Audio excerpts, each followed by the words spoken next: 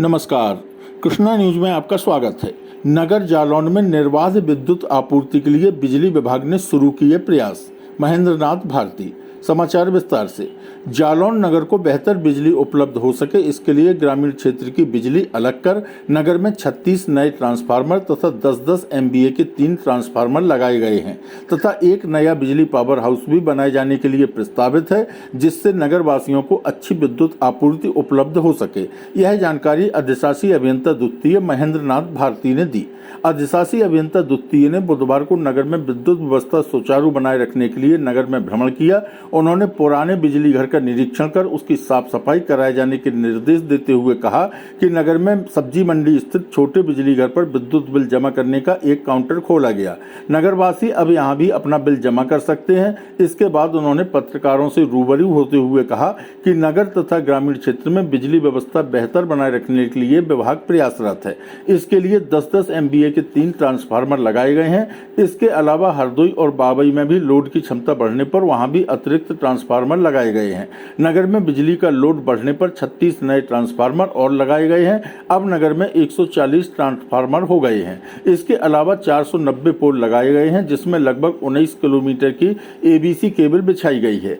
RDX के तहत 553 पोलों पर 35 किलोमीटर की केबल डाली जा रही है, जो बैठगंज, तोपखाना, बालाजी, साहवनाका में डल रही है।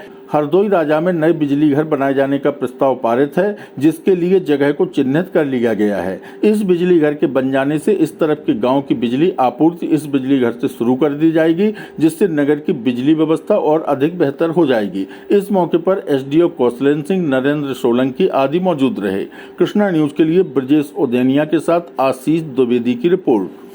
जालौन नगर और आसपास के क्षेत्रों के लिए अभी तक क्या विस्तार किया गया है और कौन कौन सी नई योजनाएं आपने हमारे क्षेत्र में लागू की?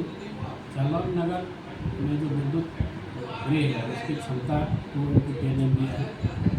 2x10 MVA जालौन की जो क्षमता है, इसके आधार को देखते हुए क्योंकि ट्रांसफार्मर ओवरलोड हो रहा था, ओवरलोड को बचाने के लिए और जालौन नगर को, जालौन टाउन को बेहतर विद्युत आपूर्ति करने के लिए इसके आसपास के जो 3 बिजली घर हैं, अदरोग, बाबई और उदयपुरा, जिसमें 5 MVA के जो ट्रांसफार्मर थे, पहले चरण उसको 10 MVA करा दिया गया।